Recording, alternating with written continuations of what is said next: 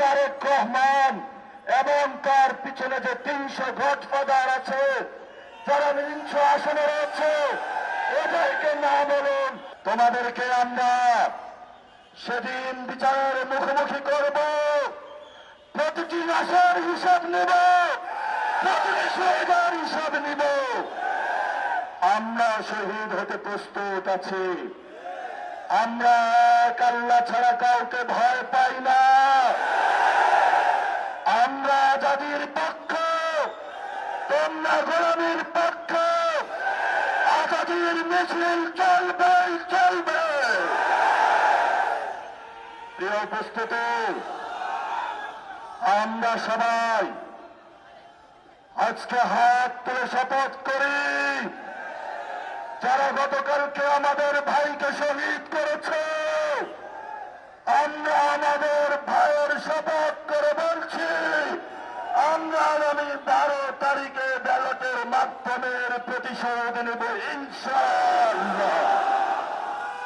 প্রিয় বাংলাদেশ, যারা সন্ত্রাস করে, যারা দুর্নীতি করে, যারা টেন্ডার করে, আপনারা তাদেরকে বয়কট করুন, গণভোটে হাতে জয়যুক্ত করুন।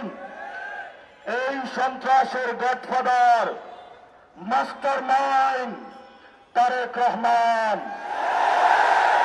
আপনাকে হুঁশিয়ার করে দিতে চাচ্ছি, জিয়াউর রহমান গণতন্ত্রের পক্ষে ছিলেন, খালেদা জিয়া বাসার সামনে বালুর ট্রাক ছিল,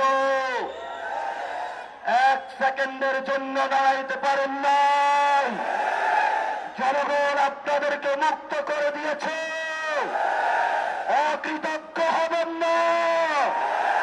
যেই মানুষ মুক্ত করে দিয়েছে, সেই মানুষের উপরে আপনি বুকে গুলি চালাচ্ছেন। আমরা দেখে ছাড়বো আপনাদেরকে।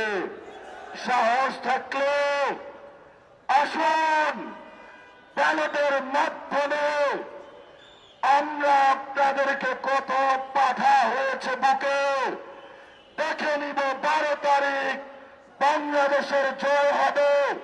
সন্ত্রাসকে না বলুন, টেন্ডারবাজকে না বলুন, দুর্নীতিকে না বলুন, দখলদারিত্বকে না বলুন। এই তারেক রহমান এবং তার পিছনে যে 300 গডফাদার আছে, যারা 300 আসনে রয়েছে, এদেরকে না বলুন। তবেই আমাদের বাংলাদেশ মুক্তি পাবে, তবেই আজাদির বাংলাদেশ। বাংলাদেশের লড়াই জারি রাখুন, ঐক্যবদ্ধ থাকুন, আজাদির মিছিল চালু করুন, পলাশির প্রান্তরে চলুন। আমরা চাই একটি নতুন বাংলাদেশ, যার মধ্য দিয়ে সবাই ঐক্যবদ্ধভাবে শহীদদের যে স্পিরিট রয়েছে, সে অনুযায়ী আমরা বাংলাদেশকে গঠন করব। সেই প্রত্যাশা রেখে আমি আমার বক্তব্য শেষ করছি। আসসালামু আলাইকুম ওয়া রাহমাতুল্লাহি ওয়া বারাকাতুহু।